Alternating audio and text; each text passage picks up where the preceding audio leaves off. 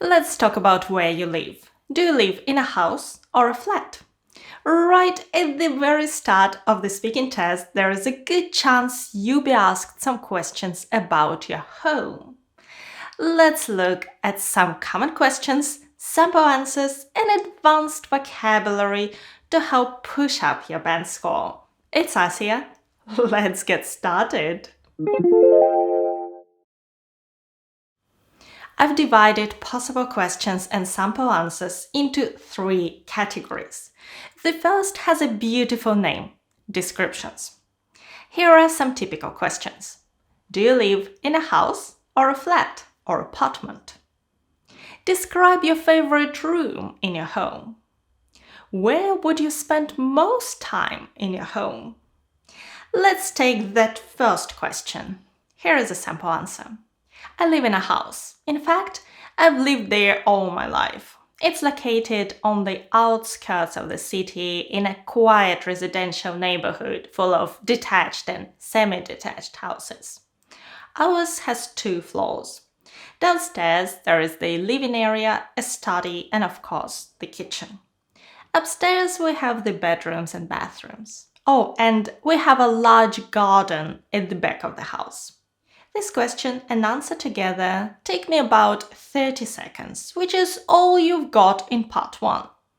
That's not much time to make a good first impression. So let's have a look at some more advanced vocabulary.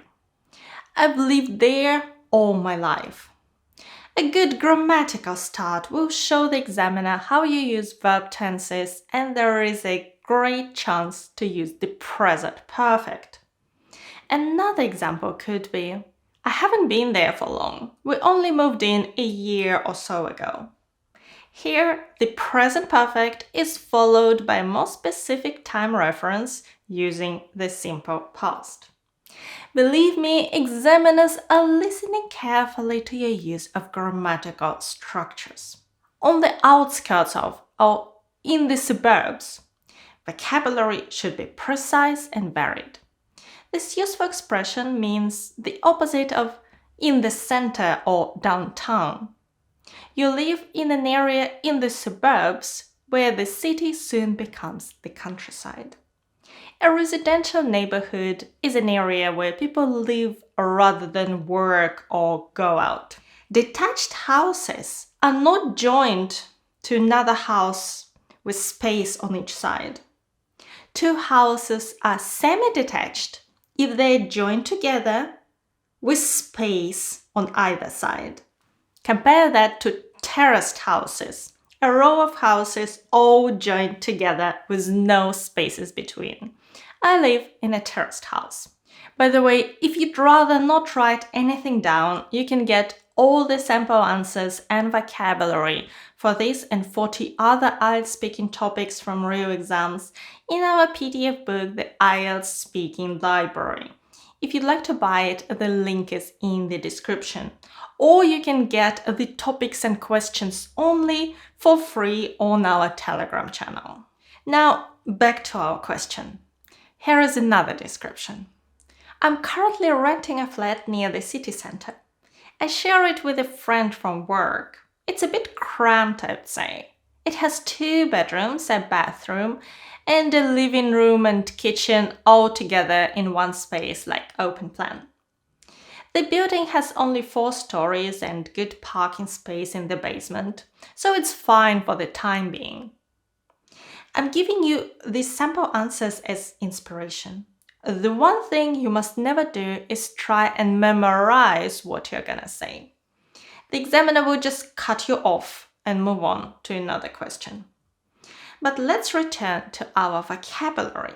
I'm renting a flat for the time being. You can mention if you own or rent.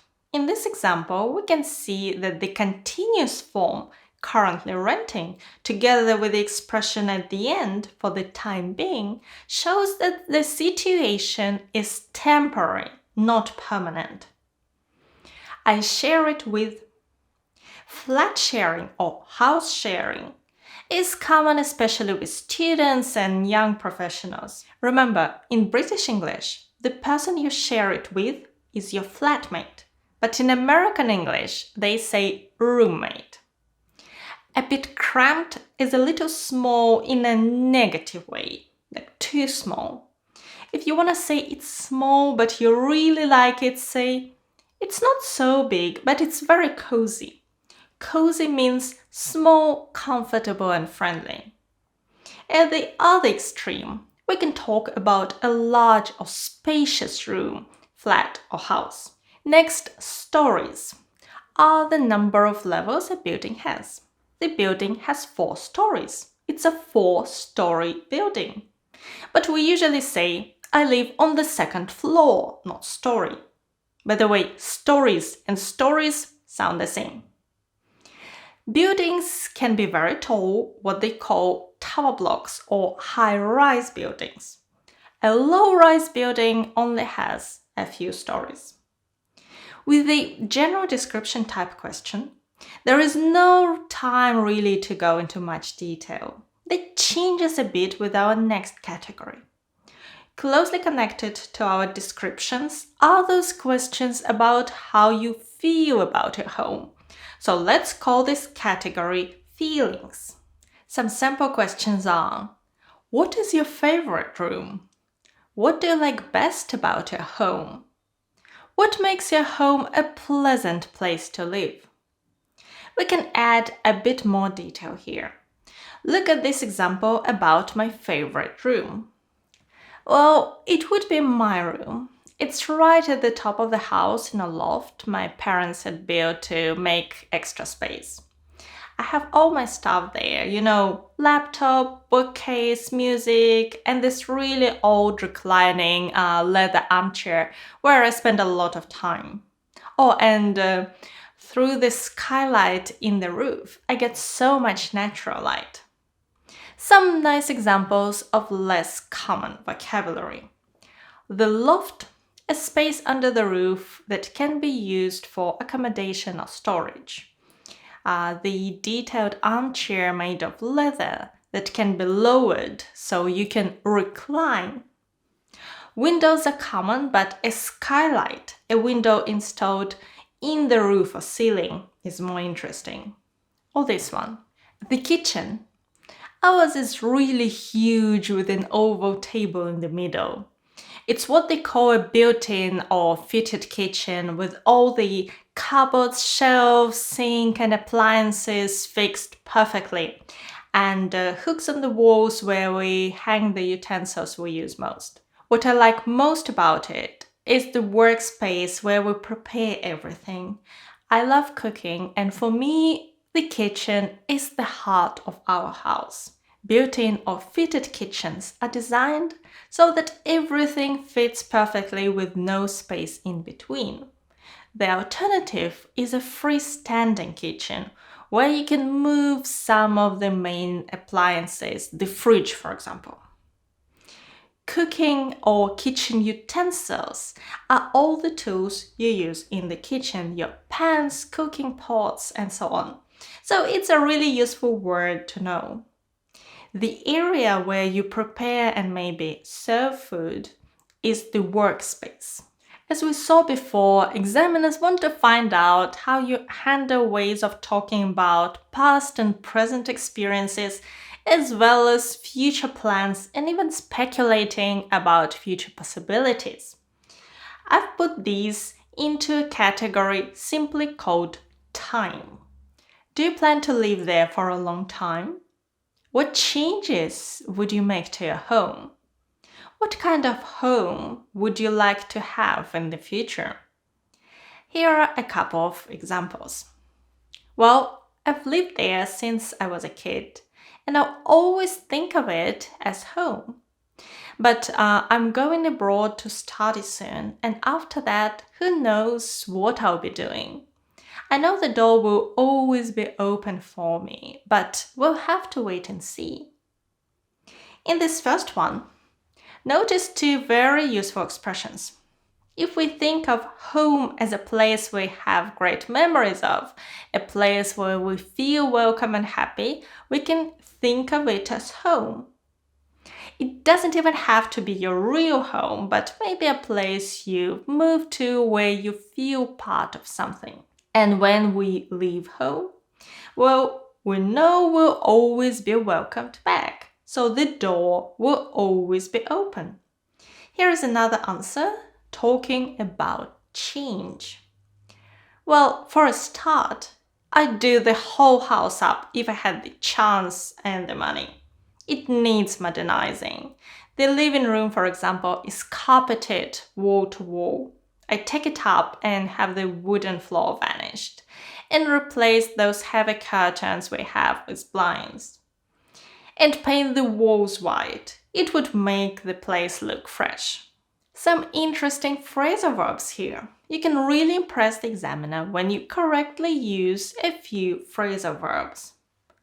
I do the whole house up. To do something up simply means to redecorate and even make some structural changes to the property. I take the carpeting up. Here it means removing it completely. The carpet is down on the floor, so you take it up. Note the passive voice too. We can see the common passive structures. The living room is carpeted. This means the carpet covers the room. But look at this one. To have the wooden floors vanished. This to have something done means to pay someone to do a job for you. Look, we had an extra bathroom installed. We're planning to have the whole house redecorated. And modernizing is a much more precise way to say improving in this context. And an example of our future home. I've often dreamed of living in a large apartment with a view in one of those smart buildings. I'm all for houses or buildings that have a minimal impact on the environment, which use AI to monitor everything from temperature to security systems. Seriously, they are the homes of the future. I'm all for is a very natural way to mean I'm very much in favor. The examiner always has an ear for collocations or combinations of words often used together, like to have an impact. Recently, questions about your home started to pop up in IELTS Speaking Part 2. Here are two examples. Describe your favorite place in your house where you can relax. Or describe a house or apartment you often visit. When we try to describe our home, it's too tempting to list rooms, items of furniture, or just give a general description of the layout. With these Part 2 examples, try to see the essence of the question. Let's think about a house you often visit. We can imagine it's a house of some old relatives, maybe grandparents. Here's an extract. They have this really amazing room downstairs, full of paintings and photos on the walls, what must be an antique sideboard along one wall, covered with knickknacks and souvenirs they've collected over the years.